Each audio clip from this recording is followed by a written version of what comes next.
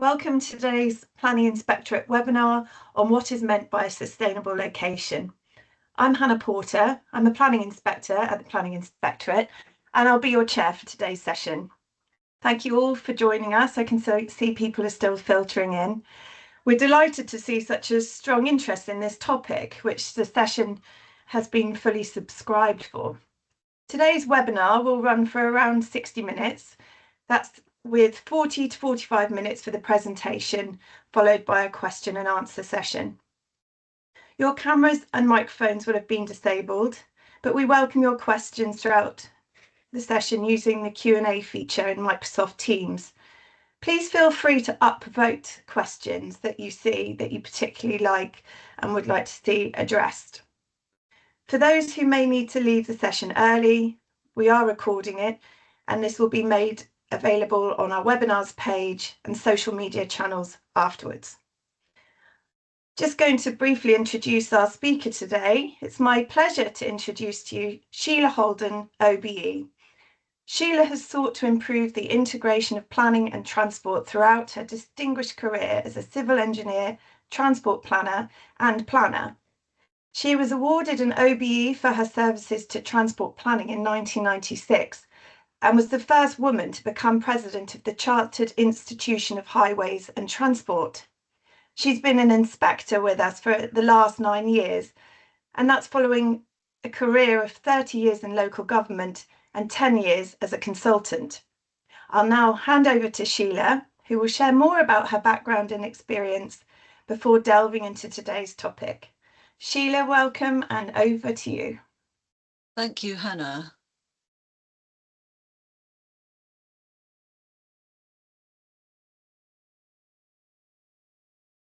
I'm aware that people are still joining us actually, so I'll try and pace myself reasonably slowly. But I'd like to say a little bit more about my background. I started life as a traffic engineer following getting a geography degree, and dealt with parking problems and investigating sites where there were patterns of collisions. I then went on to do traffic modelling, scheme development, and appearing at public inquiries into road schemes, local plans and development proposals. I qualified as a civil engineer when working at the County Highway Authority, and eventually, after many years of work, qualified as a planner, stemming from the work I did across local authorities and working with strategic planning authorities. This was not an easy career because historically transport planning falls between the cracks of two professions. In my view, unfortunately, that crack still exists today.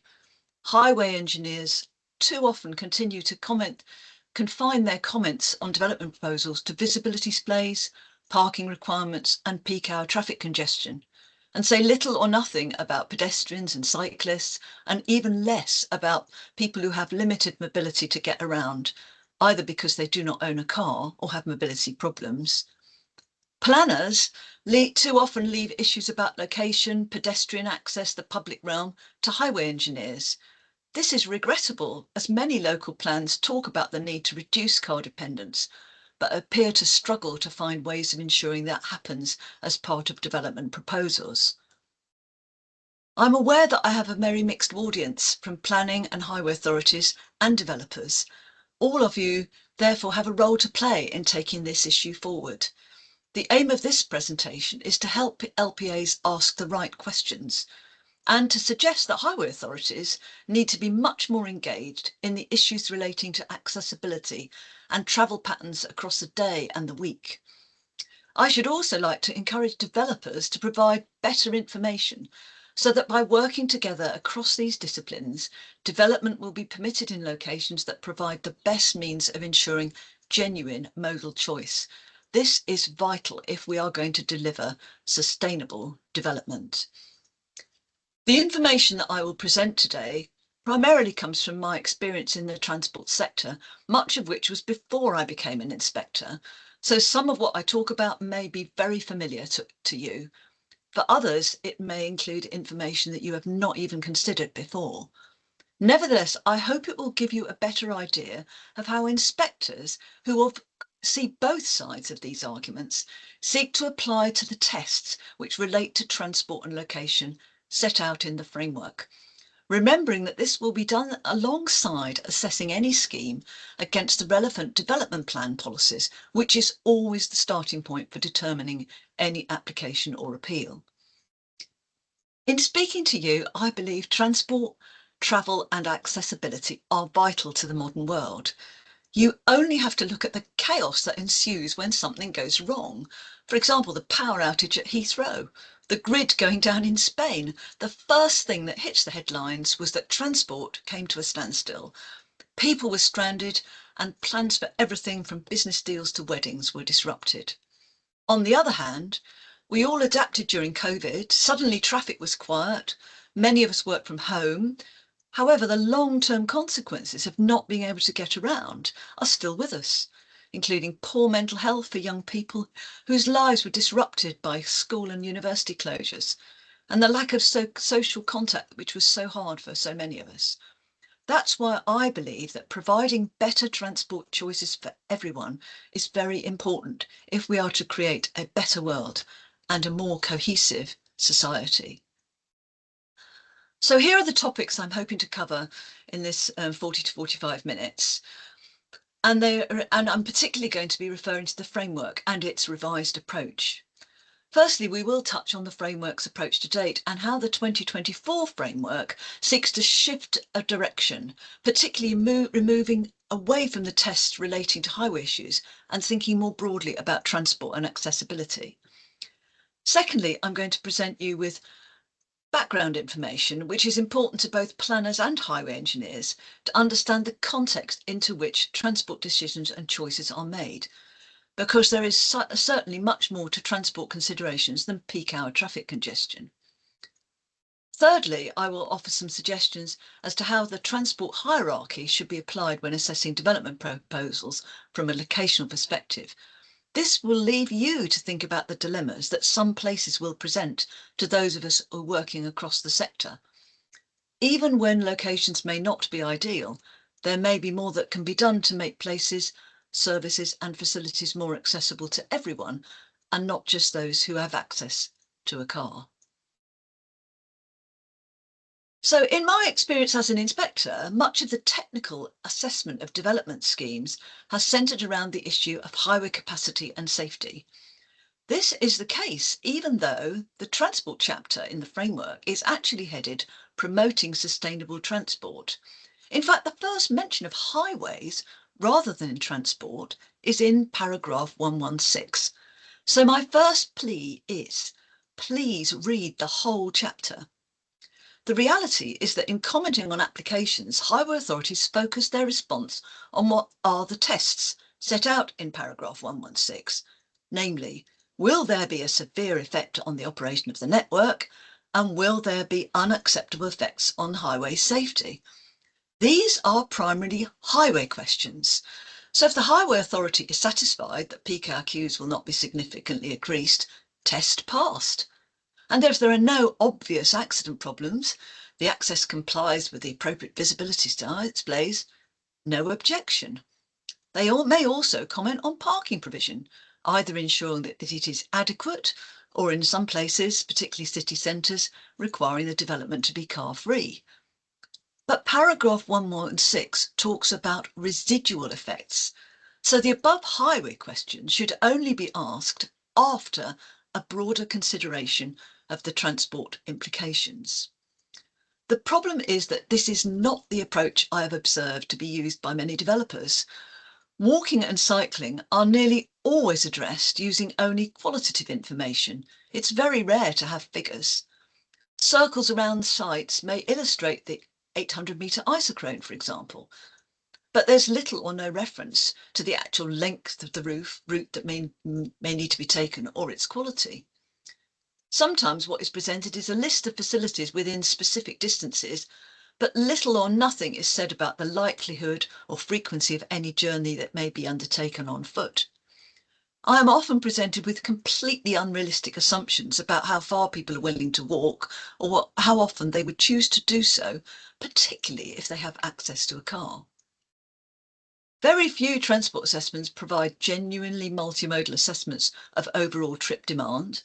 The numbers of traffic movements is usually confined to peak hours in a neutral month. This is not sufficient for assessing the accessibility, for example, of a school, supermarket, hospital, or airport, all of which generate significant volumes of traffic throughout the day, week, and year, and not just at peak periods. The focus is on peak hour movements is based on assuming that commuting is the most important trip, and yet this is only a small proportion of the overall demand for travel. The usual approach is to work out what's happening in the peak period, satisfy the highway authority there will be little or no difference in the queue length, severe test passed, the highway authority didn't object, they've just asked for a series of conditions which primarily relate to the site access and the quantity of parking to be provided. Job done. Opportunities to promote active travel and encourage modal shift are simply missed. The highway authority may not even have considered pedestrian movements beyond the site access. And then we come to safety. As long as the site access has adequate visibility displays and there's not a serious accident record nearby, the highway authority rarely objects. But safety is not solely about collisions between vehicles. Pedestrian safety is very important, and that will not only be about collisions and injury, it will be about perceptions of safety. Is the route attractive, comfortable, conducive to walking? Are there opportunities to cross roads safely? The reason that there may be no accidents involving pedestrian is maybe simply because nobody wants to walk there because it's not an attractive or realistic option. I absolutely acknowledge that solutions will be context dependent, but that is not a reason to allow development in the countryside, where anyone living or working there will be almost entirely dependent on a car. Although the previous framework talked about other modes, the reality has been based on what is the more traditional approach, often referred to as predict and provide, very focused on prediction of traffic and vehicle movements. I will come to the reasons why this is not working a little later, but what is clear is that the challenge we face means we cannot carry on doing what we have done in the past. The framework is now advocating a different approach, the vision-led approach. And on this slide, you will see the various paragraphs in the framework that refer to that. First of all, consider transport early when choosing sites for development. Sustainable transport cannot be retrofitted. It must be planned in at the start. I would suggest that any vision will be about accommodating growth without increasing traffic, or at least trying to do everything we can to minimise the additional number of vehicle movements. So that means providing for walking, cycling and public transport. Significant development in the framework suggests that people must be offered genuine choices of modes. This will leave dilemmas about how to deal with small developments, but the framework nevertheless is still talking about prioritising sustainable modes, and that, in my view, should always be our starting point. So this is what I will be returning to again and again, what is affectionately known as the transport hierarchy.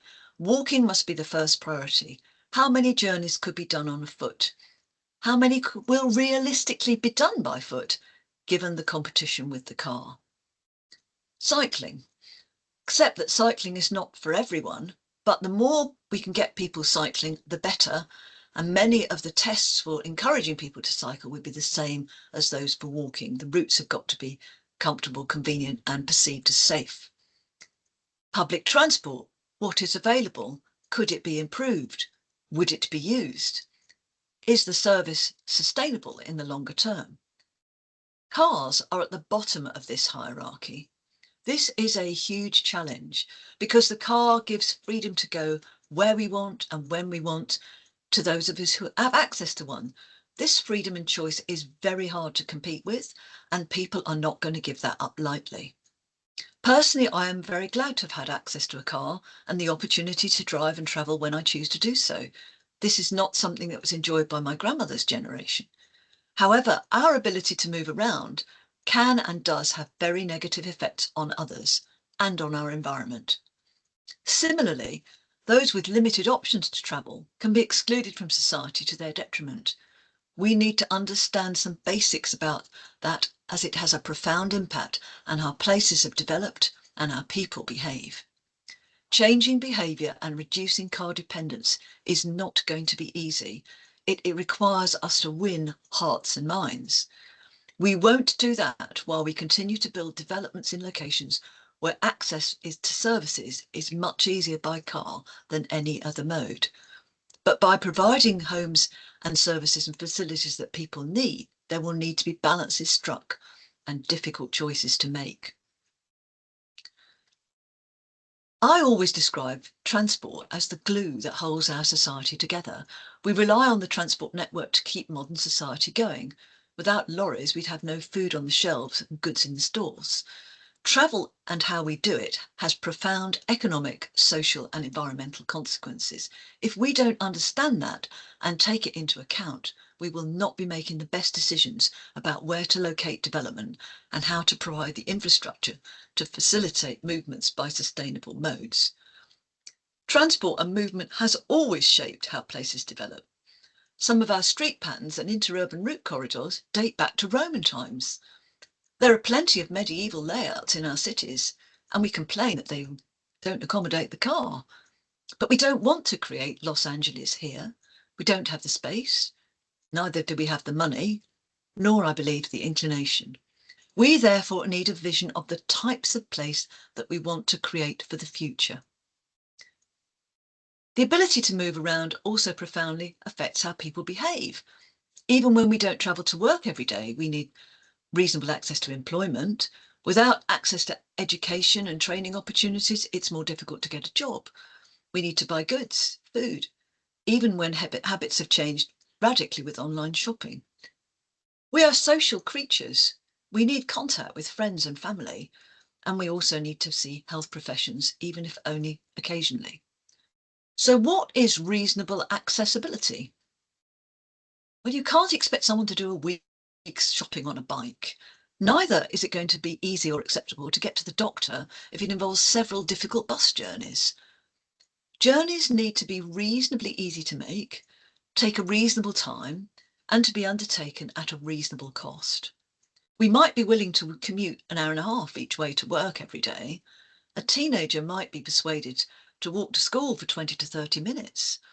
But a young parent is unlikely to take the best part of an hour out of their day to walk primary school aged children to school, especially if they also work and have access to a car.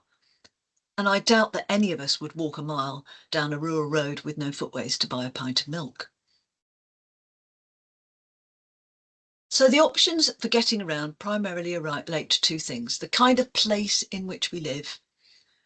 Whenever we step outside our doors, we have to navigate the public realm, and doing that in a city will be very different from doing it in a town, a village and a rural area. There would be far greater choice in a city where there are facilities are close to each other and there are reasonable bus services, other forms of public transport, and maybe the local shop is just round the corner. The other thing is us, and we tend to forget this. Us, our age, our gender, our physical abilities will impact on our ability to get around. So whether we should be encouraging independence as children move from childhood into adulthood and want to encourage greater independence, the other end of the scale is we lose our mobility through age or infirmity, and whether any kind of loss of mobility, either temporarily or permanently, will profoundly affect our lives. We must therefore not make our decisions assuming that everyone is equally able to get around. This is simply not the case, and social isolation can be a significant problem. So it's not all about cars. Our freedom to travel causes other people problems. Congestion is a huge issue in our cities and on parts of the strategic road network. It costs the country billions of pounds to the economy. Similarly, those without access to a car have restricted opportunities for access to services and other opportunities. And this is particularly so in rural areas where there is little or no public transport. Although it rarely hits the headlines, people are being killed every day on the roads. In 2023, 1,624 people lost their lives in collisions. 29,000 people were seriously hurt, and in total there were over 132,000 casualties. A quarter of those who were killed were pedestrians, less than half were car occupants. We must ensure that our roads are safe for everyone, especially vulnerable road users. But this is still a good news story. Improvements in vehicle technology, safety belts, airbags, and highway improvements have helped reduce injuries and fatalities. When I began my career, over 5,000 people were killed on the roads every year. Now, the bad news is that air quality is killing people, although it may not be so obvious. And that's why low emission zones are being introduced for cars in London, Birmingham, Bristol, and for other vehicles in places like Bath, Bradford, Portsmouth, Sheffield, and Tyneside. The volume of traffic has increased multiple times since the end of World War II, and traffic growth has always reflected economic conditions. When there is a recession, global shock like the oil crisis or the financial crisis of 2008, growth slows. So people say it's a lot busier. They're right. The roads really are a lot busier, and they're busier for a lot longer and with more harmful effects. But since this graph was produced, we've had the COVID shock, and traffic dipped during COVID, but it's now recovering and will soon be back to pre-pandemic levels. If this graph was simply imposed on the previous slide, there would be just a small blip in the continuing upward trend. So the question is, if we get economic growth, how can we ensure that we don't end up with the previous growth trend continuing?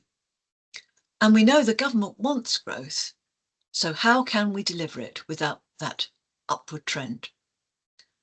We simply cannot carry on doing what we've been doing for the last 50 years. Something has got to change. There are significant drivers for change. We can't build our way out of congestion.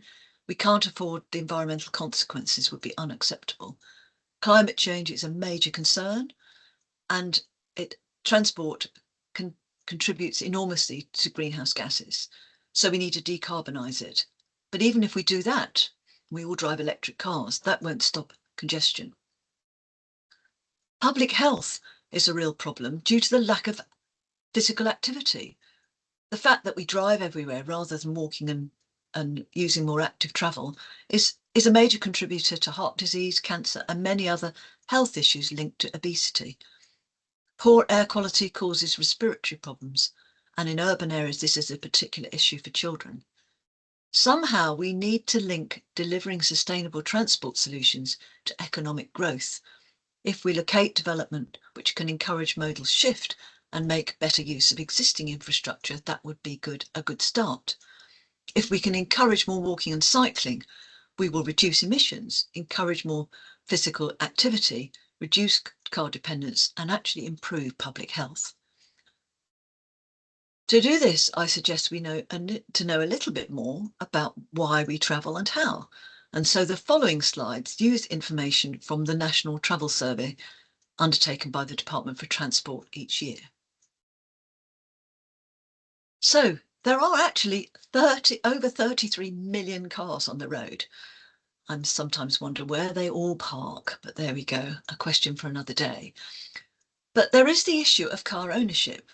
For most of the last 3 decades, the proportion of households without access to a car was about 25%. This has actually reduced slightly to 22%. But we do need to remember in all our decisions that approaching a quarter of households do not have an access to a car. And 44% of households have just one car. So that does not mean that everyone in the household has a complete choice about when and where they travel. At our recent professional practice conference, I asked inspectors at the sessions I was delivering how many of them live in a household that does not have a car. There were very few hands raised. I cannot do the same today with so many in attendance. However, I would simply ask all of you to remember that those who do not have access to a car, who do not have that choice, especially when we're thinking about the suitability of sites for providing housing.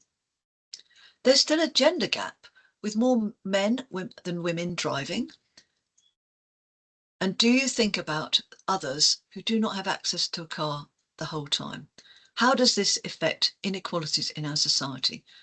Those on low incomes, those with disabilities, women, and those from ethnic minority communities. There are very strong relationships between income and car ownership. I think this is important when considering the location of affordable housing.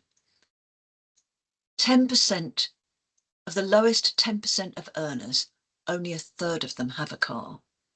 Whereas when you get to the top 10%, the numbers shoot up, as you can see from this slide. And actually, we're talking about a huge percentage either have 2 or more cars. I would suggest that sometimes in rural areas, houses who on the edge of villages are more likely to be occupied by those on high income, and they're almost certain to have a car. Those on low incomes in rural areas probably spend a higher proportion of their income because having a car is actually a necessity. And this data I've shown on this slide only relates to those people who are in work, so they're earning money. There may be others who do not have work and may have restrictions on the way that they are able to travel. Really interesting is that if you're a homeowner, the percentage of people who own a car is 90%, whereas for those in the private rented sector, it's 65%, and those in the social rented sector, it's even lower. This is a really important factor to bear in mind. If we're going to achieve the government's aim of getting more people into the workforce, we need to think about what happens in areas where car ownership is low. People in these areas need real choices about where they can get the opportunities to develop their skills and find work. In some cases, that may be about locating facilities in those communities, but in many others, it will be about ensuring that the means to travel to other places are available and are sustainable and affordable. So what's all this got to do with sustainable locations, you're asking me? Well, traditionally, we've talked about commuting because that seems to be what causes the most traffic congestion. Whilst it still does, peaks have been spreading, work patterns are changing.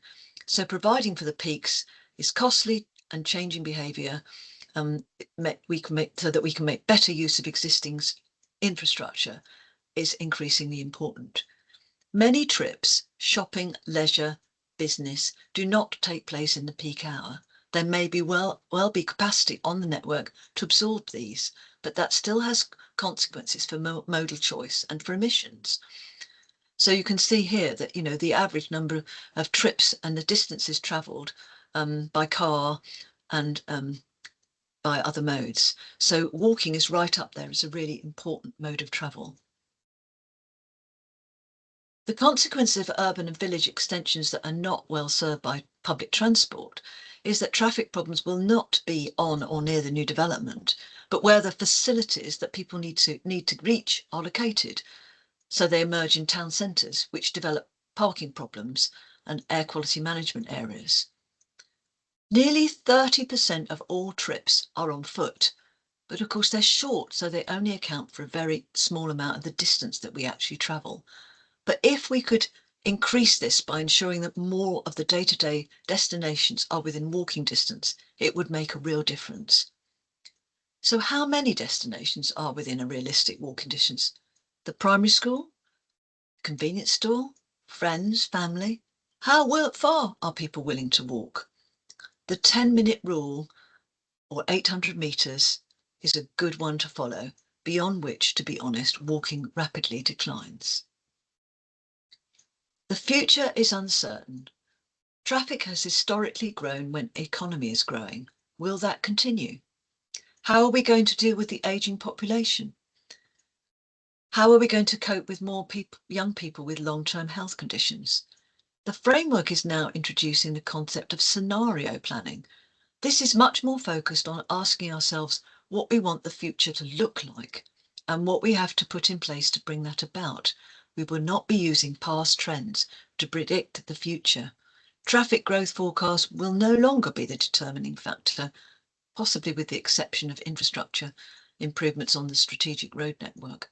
Elsewhere, it's going to be a different approach with pedestrians and cyclists at the top of that hierarchy. And I think there's some good news here, because actually there are real opportunities to increase cycling. Most children learn to ride a bike and have access to a bike, but it's really interesting that when they get into young adulthood, suddenly it falls away. This is the time when people enter the workforce. What can we do to encourage people to carry on cycling and walking when they're in their young adult lives? And then one of the great advantages of cycling is, like walking, it leaves you in charge of when and where you do it. And at the other end of the age range, it does look as we go into midlife and a little beyond, we cycle a bit more. But cycling falls off rapidly in the over 60s. But with an ageing population, if we can keep people fit, there's every chance that people should be able to cycle into their old age. And this would have huge health benefits as well as transport ones. So at the moment of what a transport vision should be is not really well defined. But I would suggest that it could be, how about setting a target for the proportion of trips that could be made by active travel modes? Or the number of facilities, and I don't just mean the local pub and shop, that are within reasonable walking distance of the site. This is going to be about looking at different ways for achieving modal shift. For small sites, it might be simply increasing the proportions of those walking to local facilities, in which case layouts that encourage legibility and make good connections to the places that people want to go to would be essential. Parking might be reduced. Some roads could become shared spaces. Junctions should be designed with all users in mind and not over-designed to encourage car use and high car speeds. But we need to remember small front gardens are good and provide greenery. And similarly, don't under-provide parking and then find that landscaping is lost and narrow streets become clogged with vehicles. So there are going to be some hard balances to make. For larger sites, there may be the need and opportunity to provide for bus services, in which case layouts need to provide direct routes through the middle of the development. Tortuous ones will not be attractive to operators or users and also affects the long-term viability of the services. Some sites should be contributing to off-site infrastructure, including cycleways and improving to the public realm, some of which may be some distance from the actual site itself. So when you are considering the locational choice, what are the realistic choices that future residents will opt for? In a city, there will be more choice, but beware of those trying to persuade you as decision makers that people will choose to cycle or take the bus. Really? Along a rural road with no footway? To a bus service 400 metres away for a 2-hourly service? Oh, and the proposal is for 4 houses, each with 4 bedrooms and a double garage. I suspect not. If the car is there, people will always find that the most convenient way to get around. And remember, 60% of all journeys are done by car, and that will be much higher in areas where there are fewer options. But 29% of journeys are done on foot, and there is a smaller upward trend since COVID. What can we do to carry on that trend? But overall, only 4% are done by bus, 2% by rail, and 2% by bike. So those are the things you need to think about when thinking about those paragraphs in the framework, which talk about people, pedestrians, cyclists, and public transport. Would it be possible? Would it be a realistic choice on a regular basis? And will those things get people to where they need to go? So, questions to ask. What is the current modal split? What needs to be done to shift the percentage of trips by car in a downward direction? Please don't provide us with travel plans that state we will monitor people's habits 6 months after they move in. It's just simply too late. Neither say that the current mode share is 83% and we'll do our best to replicate that. It's simply not good enough. So what are the opportunities to provide genuine alternatives to the car? The average walking distance is less than 1 kilometre. Walking drops off after the 800 metres. However, it won't happen at all if the route is indirect, perceived as unsafe, unpleasant to use, doesn't include any road crossings, and possibly doesn't have anywhere where you can actually take a break and have a rest on your journey. It's not enough to say that X number of people could work. The question is, will they? And what are you doing as the developer or the planning authority or the highway authority to encourage them to do so? What is the potential for modal shift? If there is a village where 95% of residents own a car and many parents and carers work, it will nearly always be easier for them to drop their children and pick them up at school by car. And yet the school run is a huge source of congestion, and we all notice the drop-off in traffic during school holidays. It's not enough to say the village is sustainable because it has one shop or a pub. What are the realistic chances of people regularly walking to those destinations? Improvements to pedestrian routes should be the top priority. Creating linkages, improving quality, and making it easier to walk. If the village has a range of facilities which are within walking distance, you may have to accept that it's not ideal, but it's the best that can be done. In those circumstances, I would say that the ability for young children to walk to school safely is paramount. And what about cycling? Most people will find 20 minutes is about as far as they're willing to cycle on a regular basis. But is the route direct? Is there supporting infrastructure? Sharing space on rural routes with traffic speeds of 40 miles an hour and more is simply not comfortable, let alone feeling safe. Negotiating lots of junctions is tricky. Hills can be a significant barrier to cycle use.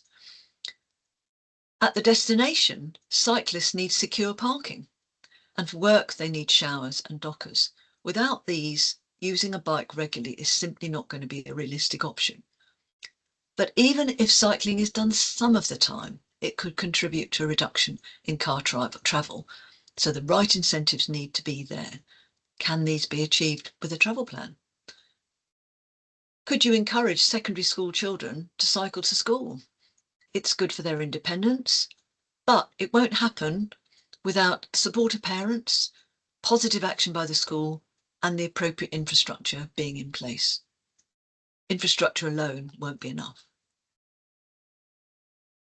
And what about bus services? Well, it is obviously a great opportunity in our big urban areas. London, Manchester and Brighton are doing it very successfully, but it's much more challenging in rural areas. There may be some services between towns on main routes, but offers of subsidies may not in the end result in a viable service in the long term. And if we're going to serve urban extensions, it really must be built into the master planning. It can't be retrofitted, and people simply won't walk to get on an infrequent service. So, making your assessment. This is not a one-size-fits-all. First of all, you really need to understand the context of where you are working. What is realistic and achievable is going to differ between places. If it is impossible to do anything other than occasionally walk to the village pub, how can the site be a sustainable location? Would anyone choose to live in that place without a car? If they do have one, will they ever choose an alternative for any of their journeys? Carefully consider what is realistic and possible. Consider what information you need to fully assess the proposal.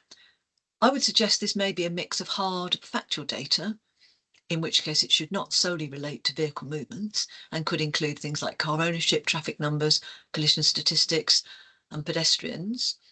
But equality and the quality of information is equally important. Would you really even walk 600 yards along a narrow footway adjacent to a busy road, or 400 yards along a dark country lane with no verge, where the national speed limit applies? The answer is only likely to be yes if you have no other options. So I think these are the sorts of questions we should all be asking, and I will certainly be encouraging inspectors to ask when faced with appeals. What is your vision for the site? To what extent do any facilities meet the needs for those access to those basic services? Where do people want to go beyond those local facilities? Do you have any information about how many people walk to those facilities now? Have you got any qualitative information about the walking and cycling route? Would a primary school child be able to walk safely if accompanied? could you get your secondary school age kids to school by bike? The journey to school, I think, is a really important one. Many others only happen once or twice a week now. Even commuting may not happen every day, but the school trap happens every day during term time. It's a source of congestion. So it's one that we tackle, I think, with multiple benefits. And going on, more questions. Car ownership is very useful to give you a guide about whether really people would choose another mode, because the car always has the edge on convenience and safety. If the destination has high parking charges and other restrictions, that might result in the choice of another mode. Car ownership can be compared at ward level. If you're dealing with an edge of centre site, how does car ownership vary between the centre of the town and the outskirts? This will affect the choices available to residents. If you're considering a development in a town or an urban area where car ownership is low, you could consider providing fewer car parking spaces, creating more space for additional homes, or providing additional green and communal space. If there are routes that would be good for walking, are there impediments? How could these be provided? So when inspectors come to structuring their decisions, these are the sorts of main issues you may see defined: whether the site is suitable for residential development, taking account of local and national policy, whether suitable provision has been made for access by a variety of modes of transport, and then whether access is safe and suitable, and whether the cumulative impacts would be severe. The first of these is the one that I tend to have used when dealing with reason for refusal, which revolves around access to services. The second is more appropriate for a site which is going to be a trip attractor, such as a shop or a hospital or a leisure centre. The subsequent ones are ones where the developments around thinking about where traffic is particularly contentious. But remember, it's not enough to have access that's safe for vehicles. Will it be adequate for pedestrians? Above all, I hope that you and inspectors will be applying the framework.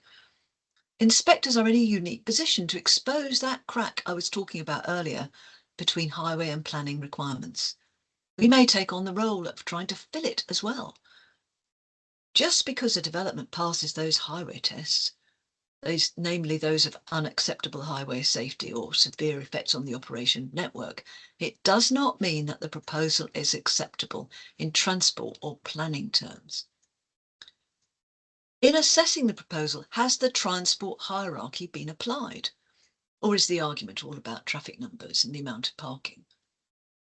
What has been done to improve opportunities for walking and cycling?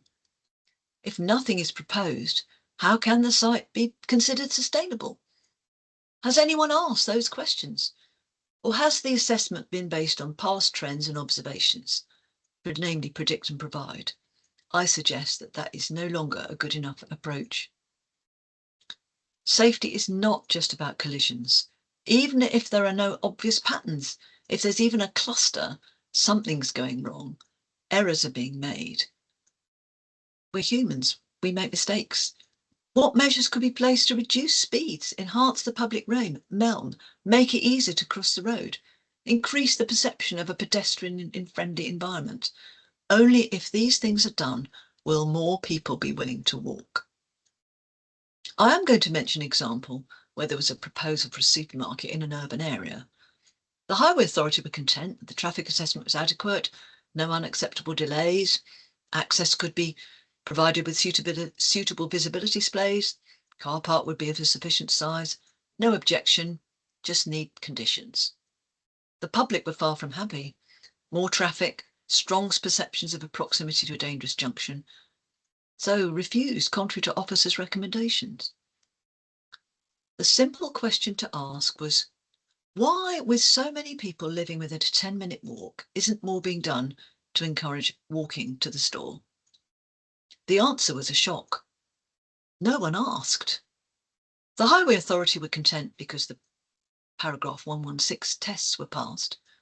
The Planning Authority didn't see it was their job to ask for measures that would be needed on the highway, even though they had policies for improving the pedestrian environment. The issue fell between the cracks. This is what has got to change if we are going to make development sustainable in transport terms. At the end of the day, there will be a balancing act. If the development is in an urban area or is it an extension of an existing settlement, is it doing enough to encourage more walking and cycling and public transport use? And if appropriate, what is being done to restrict, reduce or deter car use or even car ownership? If the site is not really a sustainable location and occupants and users will largely be dependent on a car, is there a demonstrable justification for that location? This is going to be a particular dilemma in areas where there's no 5-year housing land supply. Development may take place in less than ideal location. If that is happened, we must make sure that everything possible has been done to encourage some journeys by modes other than in car, and ensure that those who do not have access to car are not deprived of the means to reach the services, facilities and opportunities they need. In the village where I live, a development has been allowed on appeal, which was strongly opposed by local people. However, the village has a primary school, a shop, some other limited local facilities. There is a bus to take pupils to the secondary school, but go to the doctor, a supermarket, leisure centre and most employment opportunities involves a round trip of at least 10 miles.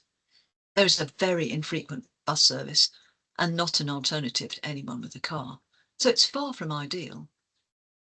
But the area has no 5-year housing land supply. It's close to a national park. There are no nearby towns in the district that could absorb development. So on balance, the inspector thought it was acceptable when applying the paragraph 11D2 test. I could give you numerous other examples from my own casework, but I will resist. However, throughout that time, I have remained frustrated and disappointed that there is not more collaborative work between highway and planning authorities to identify where the most sustainable locations are and how sites could be made more sustainable in transport terms. I can only hope that the revised framework's priority on the sustainability of sites from a transport perspective will bring about a change and a willingness to work together across disciplinary boundaries to create the kind of places that will meet people's needs both now and in the future. In that way, we can make transport be the glue in our society rather than the issue that falls between the cracks of our different professions. Thank you for listening. Wonderful, Sheila. Thank you so much. We've now got a few minutes, 10 minutes or so, to answer some questions. We've had some brilliant questions coming through, and I think some of them Sheila will have answered as she progressed with her presentation. Sheila, I don't know if you want to just mention briefly why we can't answer specific cases. If we've had some sort of questions coming in or statements coming in about active or live cases or previous decisions. So if you want to start there, and then I'll throw you the most popular question after that. Yes, I think it is really important that every decision will be made on the basis of the site-specific information that you have before you. Certainly as the inspector, you'll be looking at all the arguments, and where there are not ideal solutions, you will need to make a balance, and you'll be weighing up pros and cons, and there will be times when transport is the determining factor, and there will be other times when other issues outweigh some of the harm. So yes, we can't make, that's exactly the dilemma that inspectors are faced with all the time, is that balancing act between where you'd really like things to be or how you'd like things to work and the realities that we have to face. So I'm not saying that making decisions is easy, but at least let's try, and at least let's try and get something and not end up with development where there really are no choices at all for anybody. Okay, thank you. One question then, Sheila, that's come through is there any guidance from planners assessing applications for new dwellings, minor cases of 1 to 9 units, as to whether the site is a sustainable location? Some developers consider that having a nearby bus stop and corner shop makes a rural site sustainable. And actually that question encapsulates quite a few others that have come through about sort of developers making arguments for sustainable locations and pressures on greenfield sites. And so if you can answer all of those in one succinct way, that'd be wonderful. I think they are the most difficult to deal with. And again, I think it will depend very much on the site specific situation. Personally, I think that's where the trip to school is probably the most important. So I think where you've got the situation that you've got a small development on the edge of a village where there is a primary school and there is a footway which would enable children to walk to school safely, and maybe like the village I live in myself, I think it's far from ideal, but at least children could walk to school. But realistically, people don't walk to the shop, the village shop every day. If they're going to do their major shop somewhere else, it's almost likely. I do think that these are the ones that present us with the most difficult challenges. So I don't think there is a one size fits all answer that I can possibly give. There will be times when you think, no, that simply isn't enough. I mean, if the bus service is once or twice a week, it's going to be very different from if the bus service is an hourly bus service, for example, because the village is, somewhere near a main road. So it'll be for the decision to maker to weigh up all of those arguments. But I certainly wouldn't be persuaded by developers that said, that parents are going to walk their kids to school when it's, a 20-minute walk in either direction. It just isn't going to happen.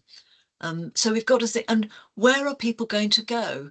I know some people have said, oh, well, the town is only a very short distance away, so there's going to be lots of short journeys, so that doesn't matter because the journeys are all short. Yeah, well, journeys that are short still generate emissions, and once people are there, they're going to be there those houses are going to be there forever. So it is a dilemma, and I don't think there's ever going to be any guidance. I think it's going to be down to the individual circumstances, and that will depend very much on the district as a whole or the area as a whole and what other problems that they're facing and what choices there are. If there are better places to put it, a bit like flood risk, we should be putting them where there's less of a risk of people being car dependent. But if there really are no other choices, then we may end up finding that we are continuing to allow development, which realistically people are going to be car dependent for years, which is regrettable. Okay, thank you, Sheila. Another question, and this also loosely ties into a few others. This is a statement first. It's very encouraging to hear that decisions reflect a holistic understanding of travel and transport impacts and opportunities, rather than simply considering highway capacity and safety. However, many local planning authorities have been left without a 5-year housing land supply following the imposition of new housing numbers. The question is, can we continue to give significant weight to accessibility and connectivity considerations in the face of significant pressure to boost housing supply? And that links to other questions about, is it reasonable to sort of the lack of sustainable locations to not meet housing delivery targets? Well, again, I think that's going to depend on how many houses you're going to put in, because if you're going to put 50 or 100 houses in with nothing, then I think you should be giving a lot of weight to accessibility and connectivity. But if you're putting in a substantial development, what can the developer do to actually improve that connectivity? Sometimes it may be quite simple things, designing the site in a legible way, providing good access to an existing bus service or diverting an existing bus service into a development area, providing better footways and cycling opportunities. There are lots of things that can be done. So I think, again, you can't give a one size fits all answer. But yes, I think what the government is saying is that we should be giving significant weight to accessibility and connectivity issues. So it will be for local planning and highway authorities working with developers to make sure that everything possible is done to improve accessibility. Sometimes that might mean actually putting one or two of these facilities in the urban extension or whatever it is, but obviously they have to be of a significant size for that kind of infrastructure to be provided as part of the development. So it's all about scale, it's all about context, and it's all about the specific circumstances of the authority. The question is, can you at least go through all the possible sites and rank them in some way so that you're at least allowing houses in the places that are better and not the ones at the bottom of the list, which have got no real genuine choice. Great. And this links on a little bit to a question we've had about paragraph 110 of the framework. And the question is, does the last sentence of that paragraph imply that sustainable transport issues are less important in rural areas? And just to not put you on the spot, 110 is the planning system strategy. I know it. You know it. Yes, I know it. It's one of, I think, the difficult out. ones, because I do not think that should be read as a reason. Oh well, because we can't provide sustainable transport in rural areas, that's a reason to put development there without accessibility. No, I would say the opposite is only put something in a rural area if there is a clear justification for doing so. So if you're revitalising, I mean, if you're providing holiday accommodation, or if you're making use of existing buildings, for example, then it meets that exception. You know, if you're providing something for people working in a rural area or working and living together, then maybe there's a justification for it being in a somewhat remote location. We're not wanting to throttle what is appropriate in rural areas, but what we're saying is we don't want to be then littering individual houses or small developments across the countryside because they're rural, they can carry on being car dependent when the rest of us have got to do a modal shift. So I'm hoping that is how that paragraph will now be interpreted, that it's not an excuse to just say, oh, well, because it's too difficult, we don't have to bother. I don't think that's the right approach at all. Okay, thank you very much. Just very briefly, I think maybe you've got time to answer a couple of questions that have come in about electric cars and developments that are happening, you know, sort of with transport choices. So EV vehicles, but also deliveries via Uber, and, you know, even kind of car or automated cars and driverless cars and things like that. How is the world transport changes is going to be picked up in transport hierarchies? Well, I think, again, very good questions. I mean, EVs are going to be better than ones that are operating on fossil fuels. But as I said earlier, having electric vehicles will not address fundamental accessibility issues and will not affect congestion. So I think EVs are particularly good in urban areas where we can reduce emissions, but I don't think it's a reason to just say, oh, well, you can only have an electric car if you live in a rural area, because then you're not creating any of those things. But yes, transport is going to change hugely over the next decades, with autonomous vehicles and such like. And the car is here to stay. We're not going to completely abandon it. But the question is, can some journeys be done by modes other than the car? And if we're in a site where actually nobody realistically is ever going to do anything other than drive everywhere, I would seriously question whether that is the right place to be putting vehicles, whether sort of development, regardless of whether those cars are electric or otherwise, because you still have to park it somewhere. You're still going to drive it into a town and need to park somewhere, and you're going to be creating problems for other people, and you're going to be creating congestion. So electric vehicles are not the answer to this, the issue of accessibility. And I guess that's the same with groceries coming to the house, even if that homeowner isn't driving themselves, there's still trips being generated. They are, but I think having your groceries delivered is more efficient, because obviously the supermarket are not going to be sending you to do the equivalent of your trip to the supermarket. They're going to be combining things, and therefore the total amount of mileage that is carried out to deliver your shopping, say, to half a dozen people in a village, is going to be less than if everybody went to the individual shops on their own. So I think there are benefits in having your groceries delivered.